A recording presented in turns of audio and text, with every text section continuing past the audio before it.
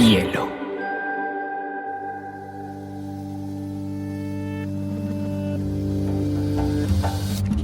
Coincide con la noción de estilo tal como se define. La lectura debe ser una de las formas de la felicidad y no se puede obligar a nadie a hacerlo.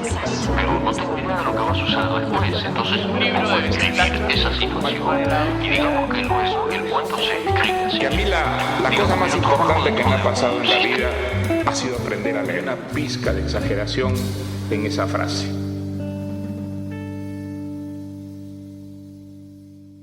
Leer es una de las mejores inversiones que he hecho en mi vida. Por eso este episodio es patrocinado por Protección, porque creen como yo que todas las decisiones que tomamos hoy son determinantes para el futuro.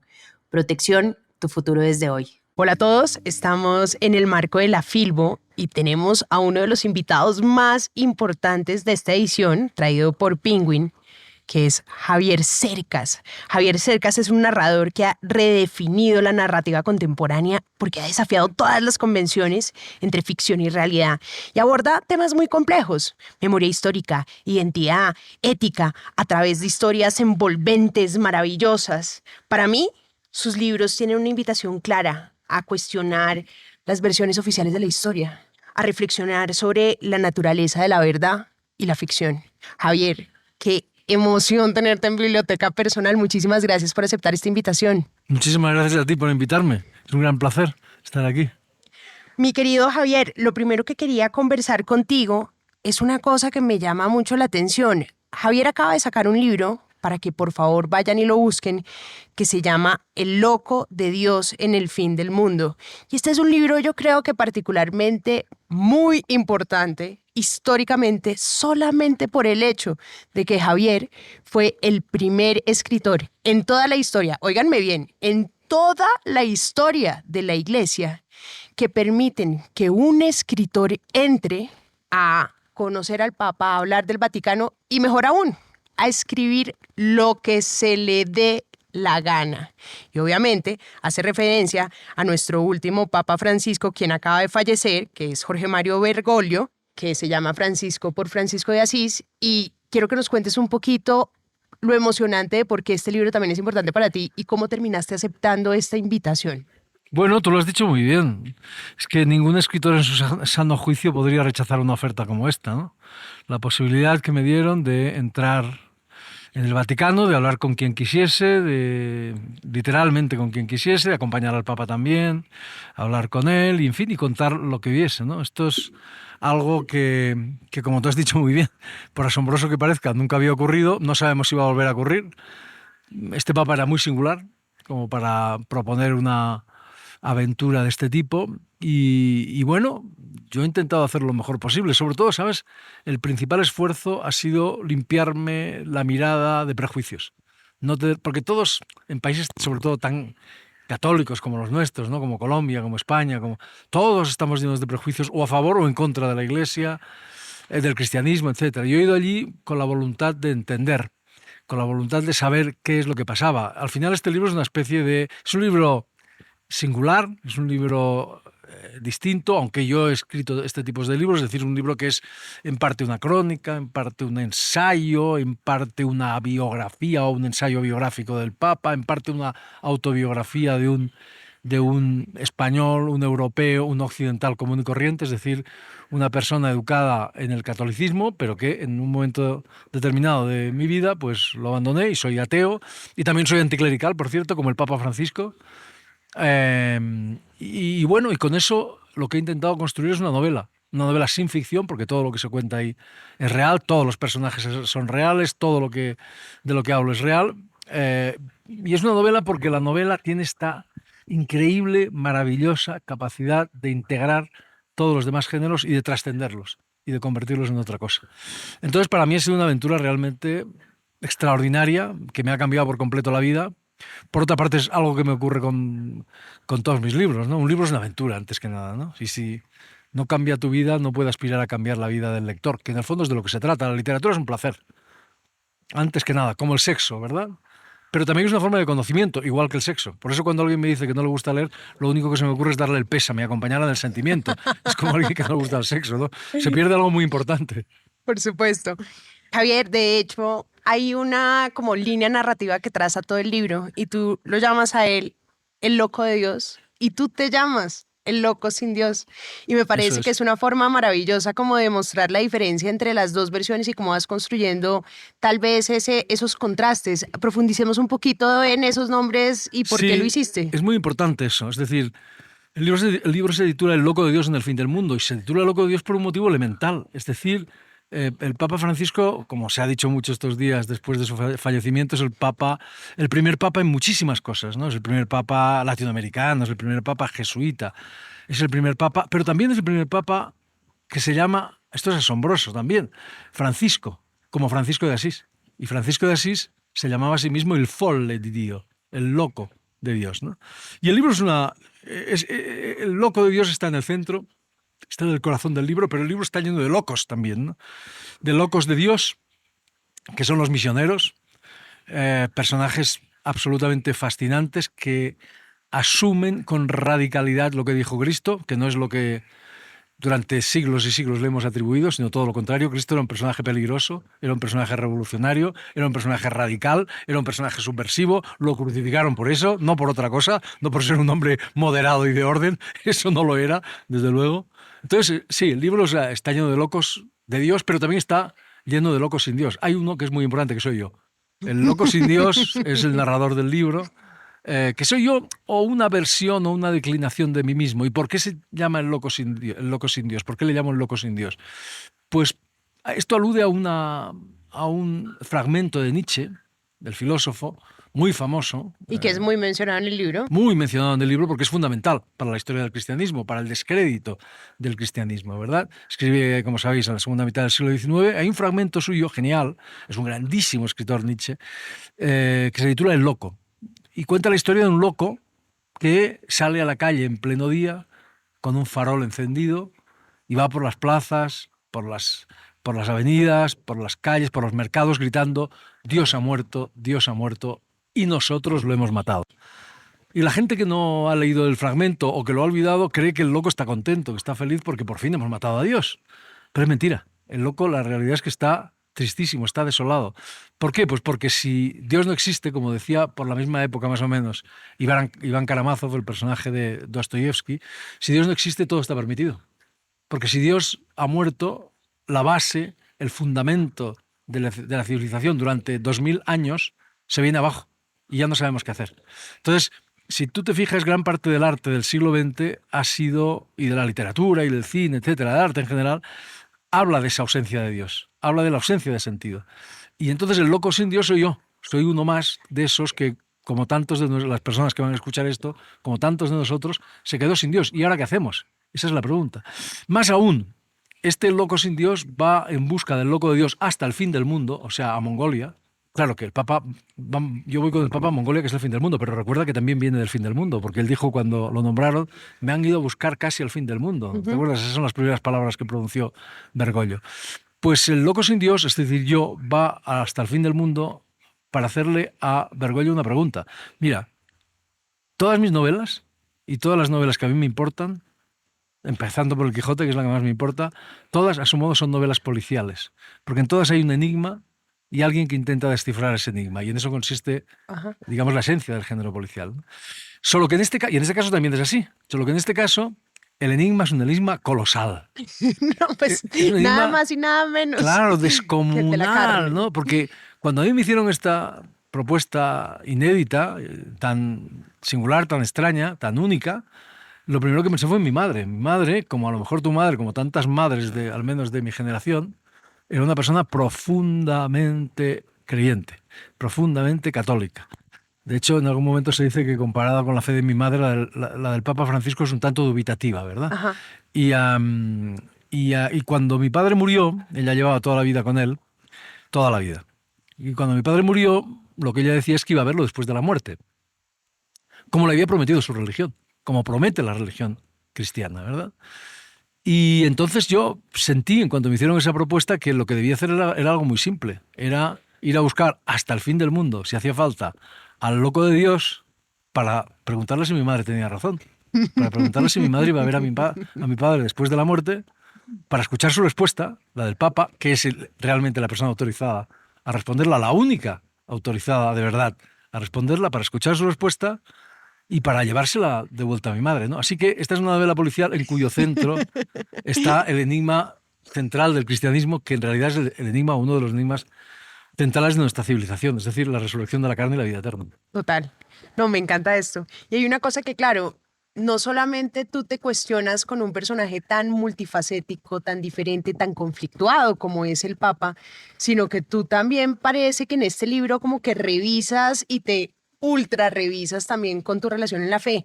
Pero también una cosa que me parece hermosa, hermosa, Javier, es tu relación con la escritura y con la lectura. Entonces, Javier dice, una confesión obligatoria, soy escritor porque perdí la fe, la perdí en la adolescencia, pero solo hace poco me di cuenta que la compensé, esa pérdida con la literatura.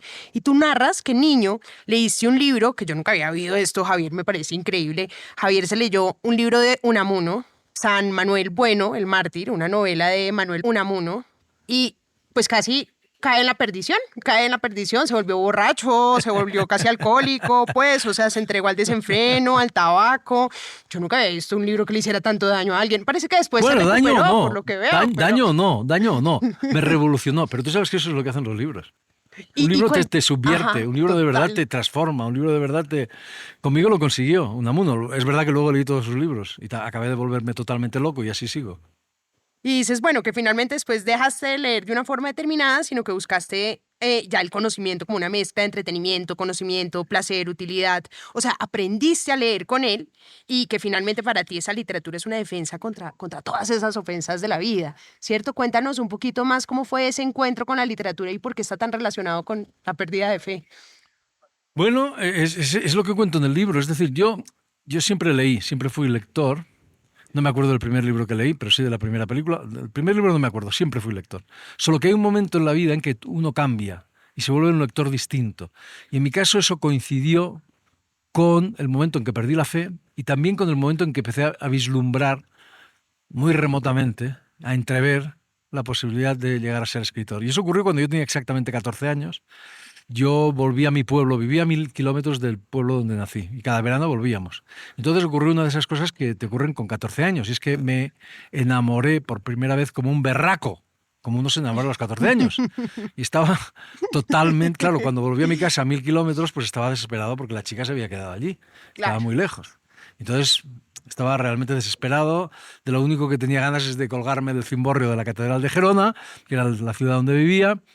Y bueno, la situación era muy seria, así que fui a buscar el libro más serio que encontré. Yo antes leía novelas de aventuras, sobre todo, libros de historia. Bueno, entonces, como digo, fui a buscar el libro más serio que encontré, que resultó ser este, San Manuel Bueno Mártir, una novela muy conocida en España, de Miguel de Unamuno, que es como un escritor importantísimo en España.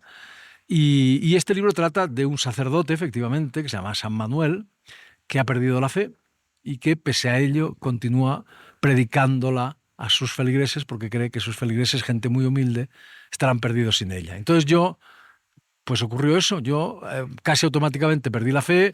Era un chico estupendo, estudioso, deportista, etcétera, etcétera. Empecé a beber cerveza, a fumar, en fin, y entré en un periodo de caos moral del cual todavía no me he recuperado. Bueno, entonces, esa es la realidad. A partir de ese momento cambié de manera de leer. Yo ya no leía solo, como tú decías, como leías en el libro, por placer, que es lo primero y lo más importante. Eso es lo esencial. Pero también fui en busca de conocimiento. Mejor dicho, fui en busca de las certezas que la religión me había procurado hasta ese momento y que había perdido. Por supuesto, esto es un error, porque la literatura no te proporciona certezas.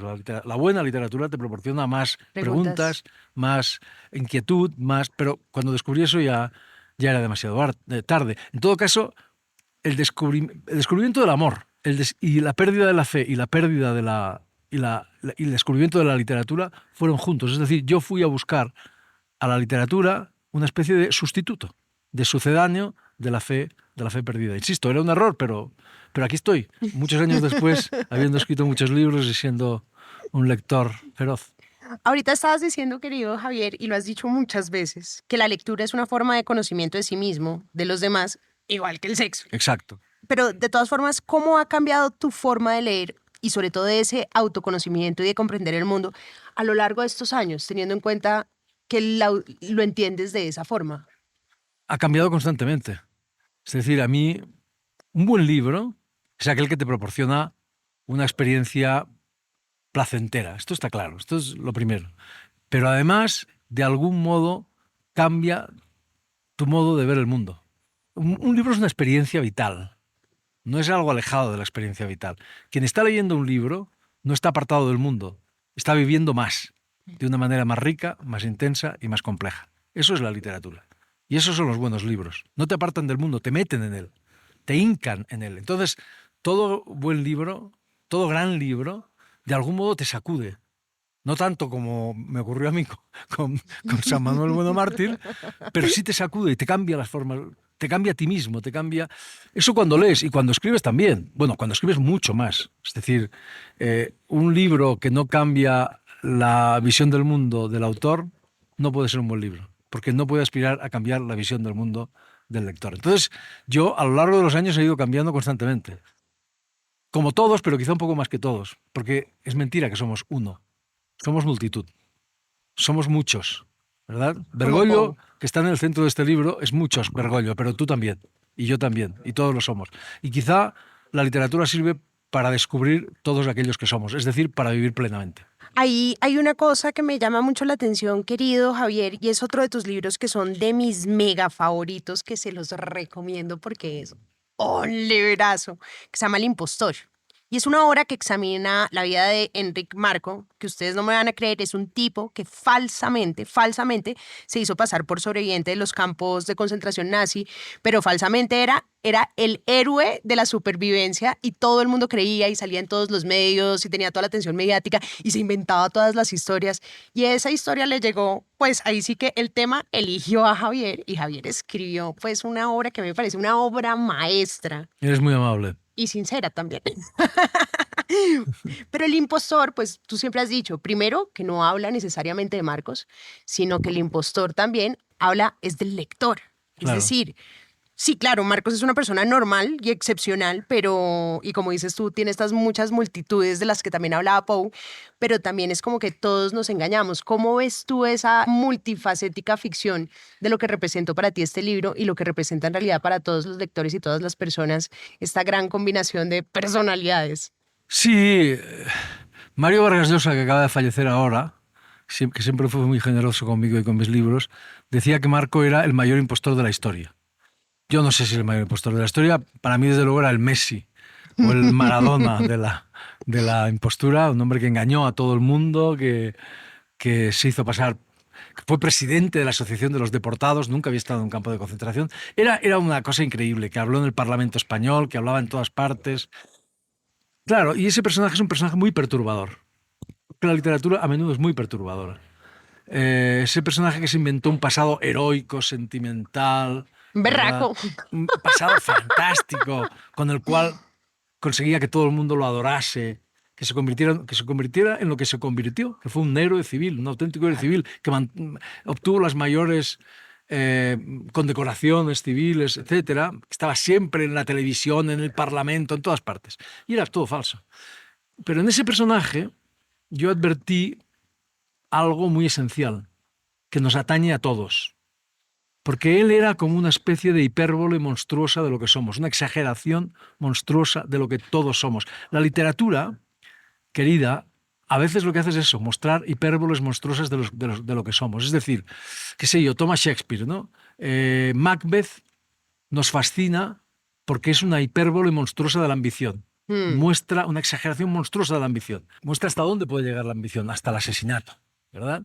Y nosotros no somos como Macbeth, pero hay algo nuestro ahí, ¿verdad? Y por eso, siglos después, seguimos fascinados por este personaje. Piensa en Romeo y Julieta, ¿no? Es una hipérbole monstruosa del amor romántico. ¿Hasta dónde puede llegar el amor romántico? Hasta el suicidio y hasta la locura, ¿verdad? Y claro, nosotros no somos como Romeo y Julieta, la mayoría, pero todos tenemos algo de Romeo y Julieta, ¿verdad? Y por eso nos sigue fascinando esa historia maravillosa. Con, qué sé yo, ¿no? Ocurre con tantas cosas. Pues Marco es una hipérbole monstruosa de nuestra propia impostura. Nosotros, todos... ¿Por qué Marco hacía lo que hacía? Porque quería que le quisiesen. Claro. Y todos queremos que nos quieran. ¿Te acuerdas que García Márquez siempre decía, yo escribo para que me quieran más? Tenía Para que razón. mis amigos me escriban que quieren más, total. Para que me quieran más. Y es legítimo eso. Y tú haces radio para que te quieran más, para que te aprecien. Y yo escribo para que me quieran. Total. Pero él lo hacía violando todas las reglas que todos los demás intentamos respetar, ¿verdad? Empezando por la de decir la verdad, ¿no? Que es la mínima regla de comportamiento humano, como decía Montaigne, ¿no? Es la mínima regla que debemos respetar entre nosotros los seres humanos. De manera que Marco era un monstruo, era una cosa monstruosa, pero todos tenemos algo de él. Es decir, es una especie de espejo monstruoso de lo que somos. Y por eso es tan fascinante el personaje, y ojalá lo sea el libro también, pero Lo es. sí, había algo en él profundamente humano, en este hombre terrible. Otra cosa que tú has dicho mucho hablando como sobre la relación entre el libro y el autor es que la mitad de un libro lo pone el autor, la sí. otra mitad la pone el lector. Esto es importantísimo. Hay una anécdota famosísima de Vargas Llosa que se la he visto oír 1500 veces, que es cuando algún editor le dice que no, que se equivocó, que el jaguar sí mató al esclavo. ¿A ti cómo tú has vivido eso con tus propios lectores, que te hayas dado cuenta como que una cosa es la novela que tú escribiste y otra cosa es la lectura que ellos le dan, pero ¿cuál es esa anécdota que tú digas, hombre, esto definitivamente es demasiado cierto? No, pero eso me ha pasado constantemente, como cualquier escritor. Es decir, aquí hay un malentendido terrible, que hay que decirlo. Malentendido enorme, fruto de nuestro tiempo, que está lleno de malentendidos. Y el malentendido es pensar que el protagonista de la literatura es el autor. Eso es completamente falso. El protagonista de la literatura es el lector. Es decir, un libro es una partitura. Y es el lector el que la interpreta. Y cada lector la interpreta a su manera. Y en eso consiste la literatura, la magia de la literatura, o gran parte de la magia de la literatura. Es decir, un libro sin lectores es letra muerta. Es cuando el lector abre sus páginas y empieza a leer, cuando esa letra cobra vida, y además una vida nueva y distinta en cada caso. Entonces, el verdadero protagonista de la literatura es el lector, no el autor. El autor pasaba por allí. Son los lectores los que dotan de vida. Y esto no es populismo literario, ¿eh? Yo detesto el populismo. Hay una carta maravillosa de Virginia Woolf, que no era precisamente una escritora populista, ¿verdad?, sino más bien todo lo contrario, en la que ella riñe a sus lectores y les dice: ustedes se creen que nosotros, los autores, estamos aquí arriba, en el púlpito, ¿verdad?, derramando sabiduría sobre ustedes, y ustedes la reciben pasivamente. Y Virginia Woolf dice: nada más lejos de la realidad, nada más falso. Esto es un diálogo entre ustedes y nosotros. Y está en pie de igualdad. Y si ese diálogo no se produce, la literatura no existe. Paul Valéry, el epítome, el gran poeta francés de principios del siglo XX, el epítome del elitismo literario, ¿no?, intelectual, ¿no?, decía: las verdaderas obras maestras no las escriben los autores, las escriben los lectores. Lectores capaces de depositar en un texto, de ver en un texto cosas que ni siquiera el propio escritor era del todo consciente de haber escrito en él. Esto no significa, por supuesto, que todas las lecturas sean igualmente válidas, ¿eh? Por supuesto, hay lecturas mejores, lecturas peores. Lichtenberg, un gran escritor alemán del siglo XVIII, decía: un libro es como un espejo. Si un asno se mira en él, no puede aspirar a ver un profeta, ¿verdad? Es una frase realmente brillante. Bueno, pues, pero esa es la realidad. Son los lectores los protagonistas de la literatura. Entonces te sorprenden constantemente y a todas horas. O sea, no hay dos lectores que lean un libro de la misma manera. Hay tantos Quijotes como lectores del Quijote, porque el Quijote es la experiencia de la lectura del Quijote, no es otra cosa. Entonces a mí los lectores me sorprenden a diario. Cada vez que hablo con uno de ellos me dice cosas que yo, pues, algunas son extraordinariamente inteligentes, otras son muy raras, pero son ellos los que van creando. Borges, el mejor lector que conocemos, decía eso exactamente: un clásico no es un libro que tenga tales o cuales virtudes, sino un libro en el cual las generaciones de los lectores han depositado una fe misteriosa que no sabemos por qué han depositado. Nosotros seguimos leyendo el Quijote y viendo cosas increíbles en ese libro. Hemos depositado en él una fe, bueno, porque este señor, que se llama Miguel de Cervantes, construyó una partitura extremadamente, no sé cómo decirlo, pequeño milagro, ¿no?, ese libro. Pues eso es un clásico, ¿no? Un libro que seguimos leyendo, como decía Calvino, Italo Calvino, un libro que nunca deja de decir aquello que tiene que decir, ¿no? Y por eso, entonces, mi experiencia con los lectores es esa. Y por eso me encantan las ferias, que venga la gente a a contarte que ha leído el libro y que le ha pasado tal cosa con el libro. Y a mí me han pasado las cosas más exóticas del mundo en los lugares más exóticos, en China, en yo qué sé, ¿no? Cuéntanos una anécdota exótica. Qué difícil es eso, no lo sé. Pero me acuerdo, por ejemplo, en Turquía, es lo primero que se me ocurre, pero es que quizás no es tan exótica. En Turquía, donde mis libros de repente han tenido mucho éxito, es un país donde tengo muchos lectores, no sé por qué, no tengo ni idea, porque Turquía es un país muy particular, muy grande. Total. Claro, musulmán, pero también a medio camino entre Europa y Asia. Y un día me pasé toda la tarde firmando libros. Había gente muy joven entre mis lectores.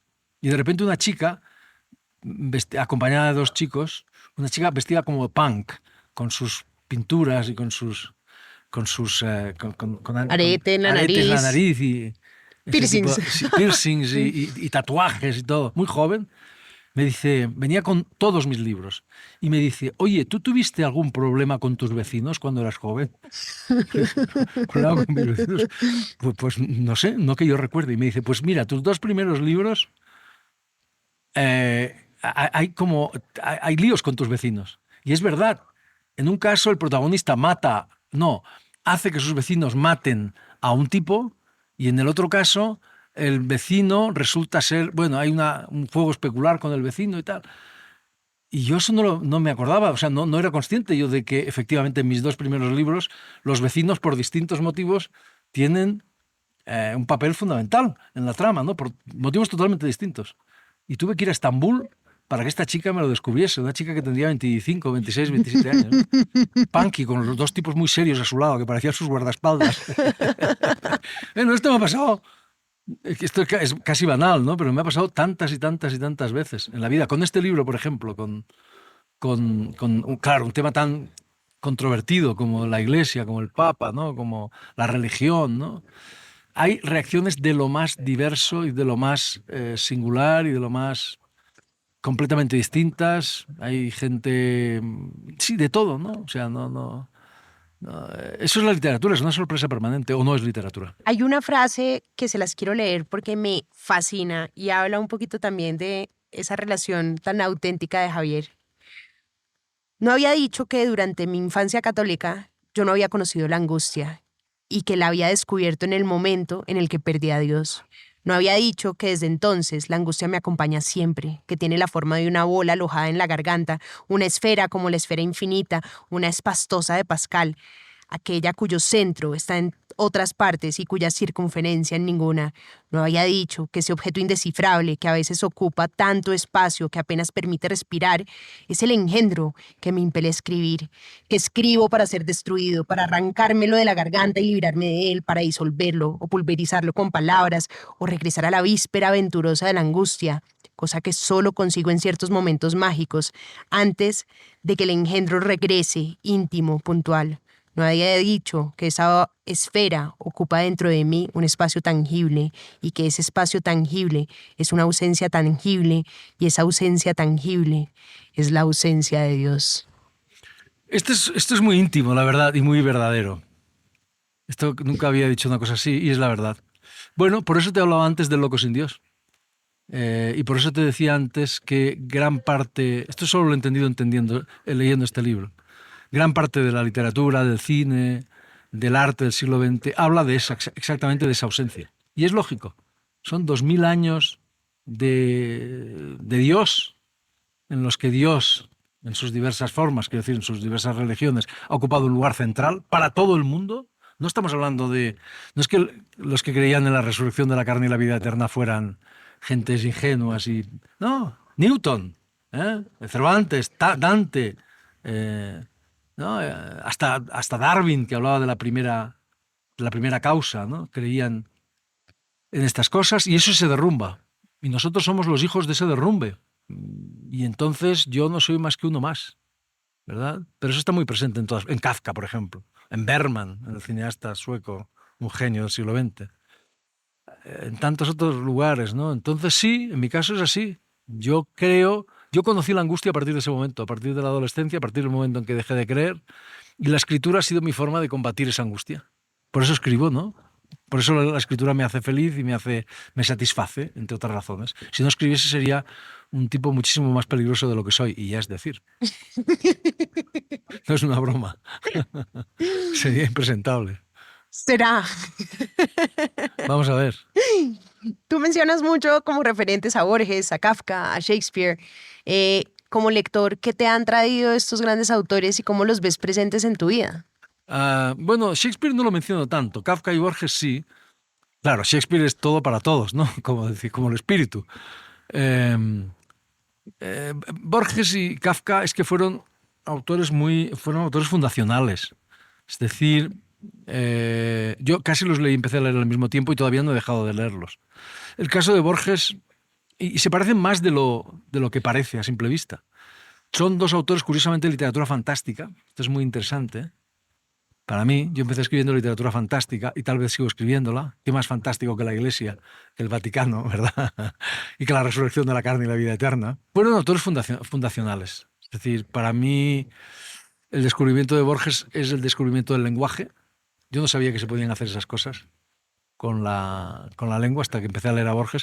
¿Y sabes lo que ocurre? Ocurre que tú, un lector, a lo largo del tiempo va variando de lecturas y de autores, ¿no? Hay autores, esto es la experiencia de todo el mundo, ¿no? Que son muy importantes para ti en un determinado momento de tu vida y luego dejan de serlo, ¿verdad? Y hay muy pocos autores que leas a lo largo de tu vida siempre apasionadamente y siempre con interés y que nunca desfallezca el interés que sientes por ellos.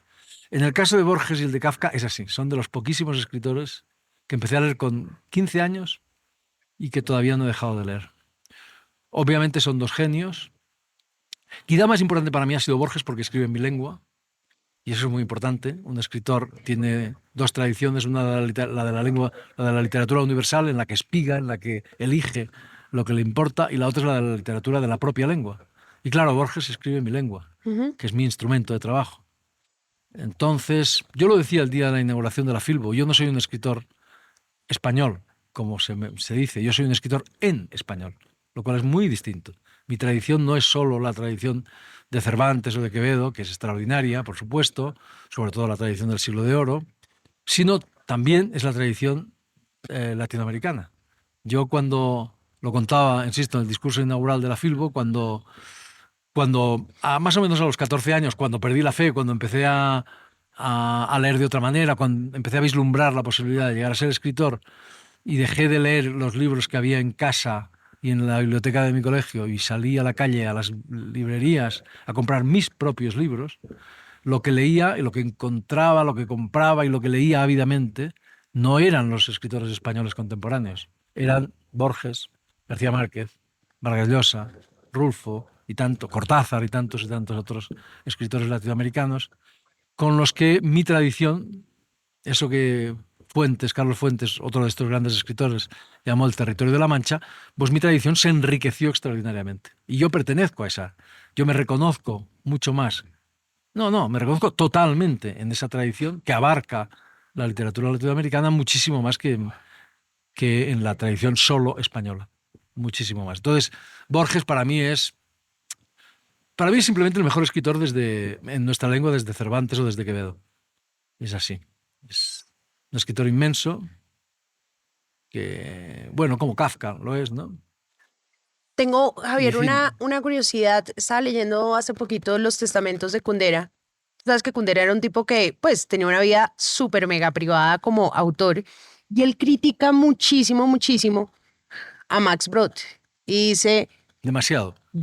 Y dice que lo que hace Max Brod es crear una kafkología que permite interpretar a Kafka, y que hay un error, digamos que colosal, que es combinar la vida del autor con la vida de su obra, y que evidentemente lo que hizo Max Brod fue como que casi que editar la vida de Kafka para adaptarla y que hubiera una lectura particular de Kafka. ¿Tú que eres un lector de Kafka? ¿Qué nos puedes decir de eso? Yo creo que las críticas de Kundera son justas, pero tal vez un pelín, o sea, todo lo que dice es verdad. Es decir, Brod a su modo distorsiona al Kafka real, nos lo interpreta a su manera, nos priva de vertientes de Kafka que son absolutamente fundamentales en Kafka. Es decir, crea un Kafka un poco reduccionista. Nos priva, por ejemplo, de algo fundamental en Kafka, que es el sentido del humor. Kafka es un humorista. Esto es muy importante Sí, decirlo. la sátira y la ironía está todo el tiempo presente. Todo el tiempo presente. Y eso Brod lo tapa, por decir una cosa. Bien, estoy de acuerdo. Yo creo que las críticas de Kundera son legítimas, pero al mismo tiempo no hay que olvidar que leemos a Kafka gracias a Brod. Claro, porque esto- para los que no saben, Max Brod era el mejor amigo de Kafka y Kafka cuando falleció dicen, porque eso también lo replantea Kundera, dicen que él le dijo a su mejor amigo, quiero que quemes toda mi obra y no quede nada y todo desaparezca. Y Max Brod dijo que no, que él iba a salvar la obra y la hizo publicar. Claro que eso también lo pone en duda Kundera, entonces uno no sabe, pero por eso creemos que es gracias a Max Brod, su mejor No. amigo, que conocemos la obra. Sí, o sea, es dudoso. A ver, podemos dudar. Dice un historiador, yo no se me había ocurrido preguntarte la No. veracidad de esa historia. No, bueno, no, tú no eres no. historiador, pero has trabajado mucho en soy el tema de histo- historia. No de soy la historia. historiador. Me interesa la historia, pero no soy historiador. No. Es más Justamente- filólogo, lo que pasa es que Claro, justamente Borges decía una cosa que estaba muy bien a propósito de esto, que hay que tener muy en cuenta. Borges decía, bueno, dicen que Kafka dijo esto, pero mi padre, que quería que se quemasen sus escritos, los quemó él personalmente. O sea, si tú quieres que tus escritos desaparezcan, los quemas y se acabó. total. En cualquier caso, todo lo que dice, bueno, casi todo lo que dice Kundera tiene razón, pero seguimos leyendo los libros de Kafka gracias a él, porque él lo salvó. Claro. Y esto es así, no hay más que decir. Quizá el problema más que Max Brod ha sido la gente que ha hecho demasiado caso de Max Brod, ¿verdad? La gente que no ha leído a Kafka sin prejuicios, que es lo que hay que hacer. Con Kafka, con Shakespeare y con el peor escritor del mundo, sin apriorismos, ¿no? Así que, bueno, sí, Kundera tiene razón. Y es verdad también que Kundera contribuye a una lectura distinta de Kafka, muy interesante, porque era muy buen lector, muy buen crítico. Pero bueno, yo no sería tan duro con Brod. Tiendo a ser más benevolente. Me parece muy bien. Pero tú cuando lees, ¿estudias quién es el autor porque es relevante o te es indiferente? El autor es indiferente, realmente. A veces tienes curiosidad. Pero, a ver, no tenemos ni idea de quién era Shakespeare. Apenas sabemos nada de Shakespeare. De Cervantes sabemos un poquito más. Pero... Y además de Shakespeare pero- también hay como mucho Sí, mucha ruido de que puede controversia. que era él, que no era él, que No, había otro, que sí, pero que no. bueno, es igual, pero sabemos con certeza, sabemos poquísimas cosas. De Cervantes sabemos algo más. Pero al fin y al cabo es un hombre borroso e indiferente. A mí me ha interesado mucho. Yo he leído, creo que muchas biografías de Cervantes y me interesa y tal, pero al final es eso, es un hombre... Ahora, Don Quijote y Sancho Panza están vivos completamente y siempre estarán en nuestro corazón y siempre serán nuestros amigos. Volvemos a lo mismo. Lo que importa es realmente el texto, lo que importa es la lectura que nosotros hacemos de esas novelas, no quién las escribió. Eso en el fondo es completamente irrelevante. Te repito, el autor no es el protagonista de la literatura. El protagonista de la literatura es el lector. Nosotros, Don Quijote y Sancho Panza siguen vivos y siguen, como te digo, en nuestro corazón y siguen siendo nuestros amigos porque seguimos leyéndolos. Y ellos están muchísimo más vivos que Cervantes. Cervantes es un señor que andaba por ahí, que bueno, sí, que sabemos, como Shakespeare. ¿Quién era Shakespeare? A mí qué me importa quién era Shakespeare, de verdad, me importa un carajo quién era Shakespeare. A mí me importan Hamlet y el Rey Lear y esta gente que están vivísimos. ¿Por qué? Porque nosotros los damos vida cada día. Javier, Así de ahorita fácil. estabas hablando de tus amigos Sancho Panza y el Quijote. ¿Qué otros amigos así entrañables, qué otros personajes de la literatura sientes que te acompañan, que están contigo adentro, con los que te hayas realmente conectado en la vida? Sé que hay tantos millones, pero menciónanos algunos que para ti sean memorables. Como Don Quijote y Sancho, ninguno. Ninguno. No, ninguno. Bueno, eso está muy bien. Pero hay personajes, claro, hombre.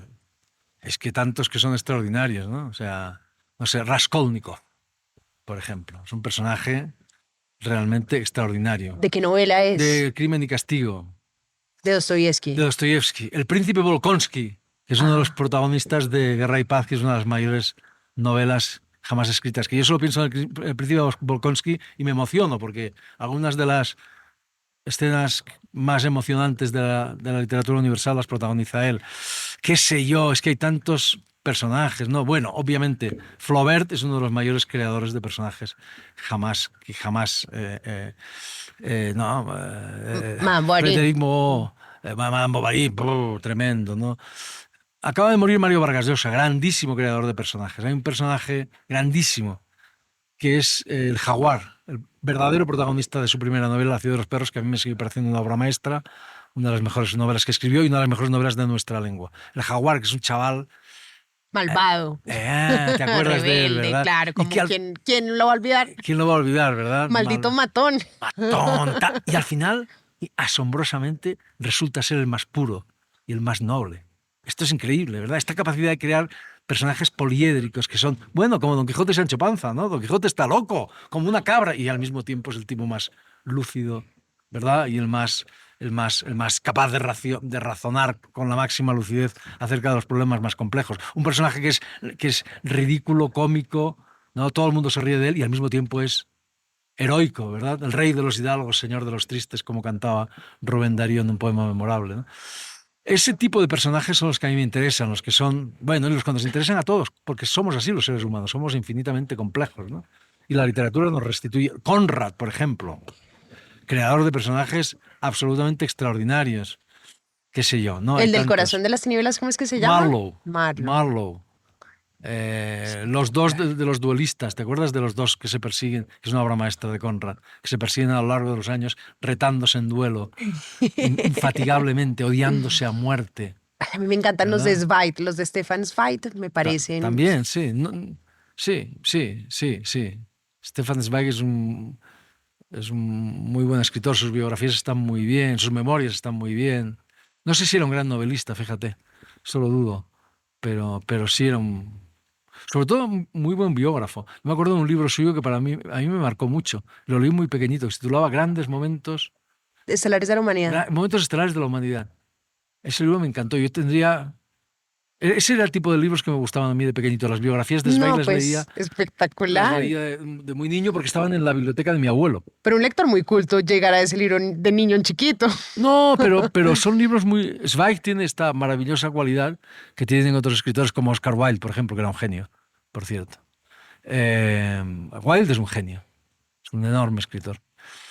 No era bueno, sí era un gran creador de personajes, perdón, en el teatro. No, Dorian Sí, Gray es sí. alucinante. Es el libro suyo, bueno, está bien, pero no es el que más me gusta. Pero estábamos hablando de ¿Cuál es el Zweig. que más te gusta de Oscar Wilde?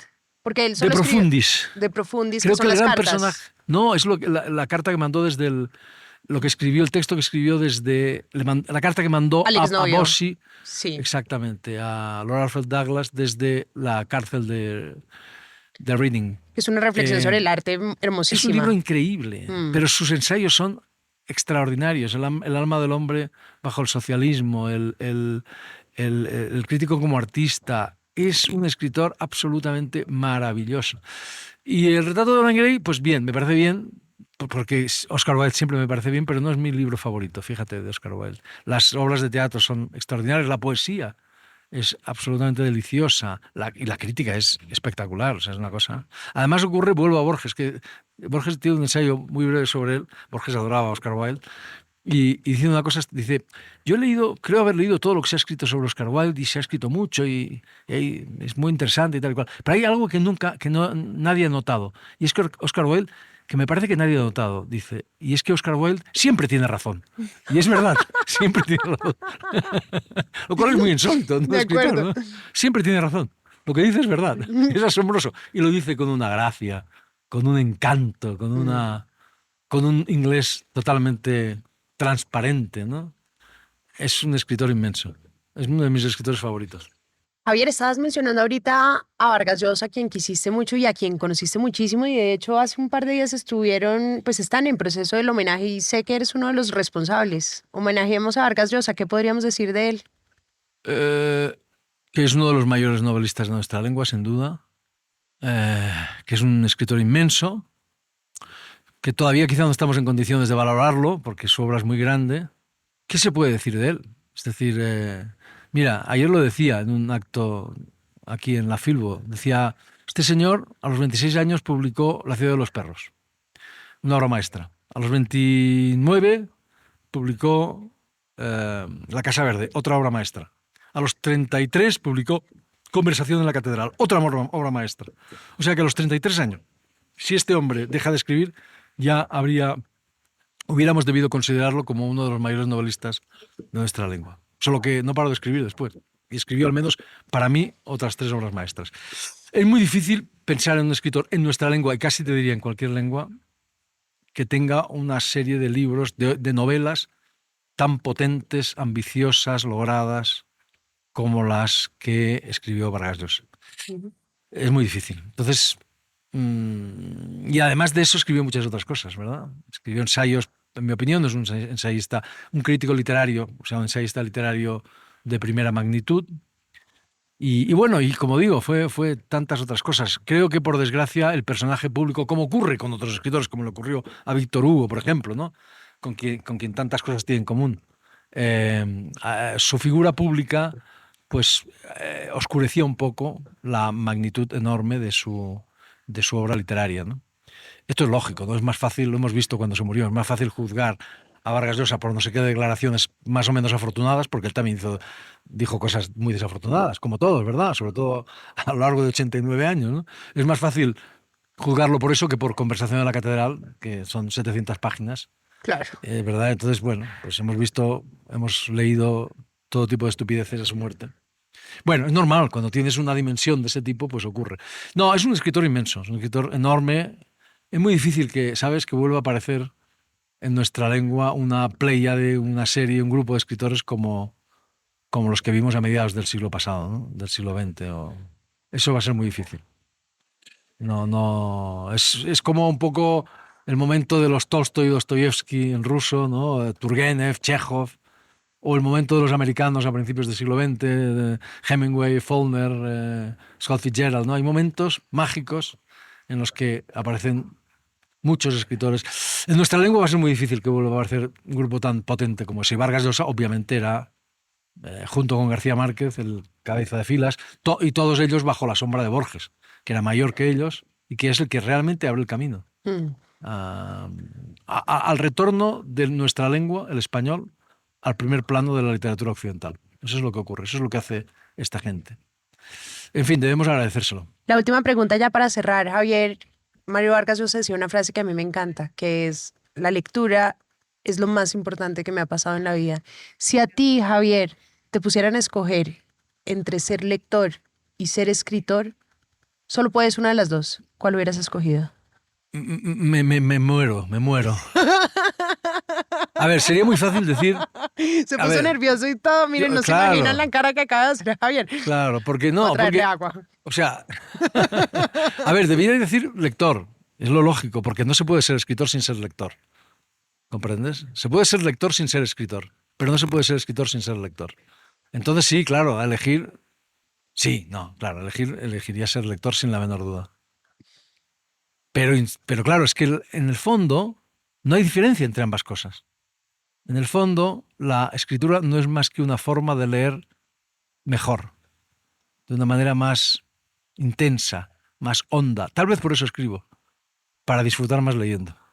Espectacular. Con eso cerramos, Javier. Mil gracias. Te traigo el agua. Gracias a ti, sí. Sí, me ha quedado, estaba a punto de darme un síncope con esa pregunta.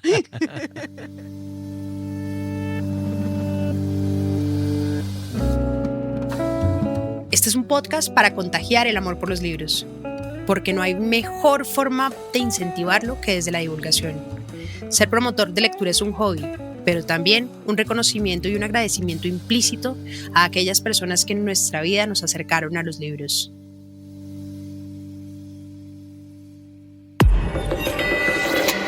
Hielo.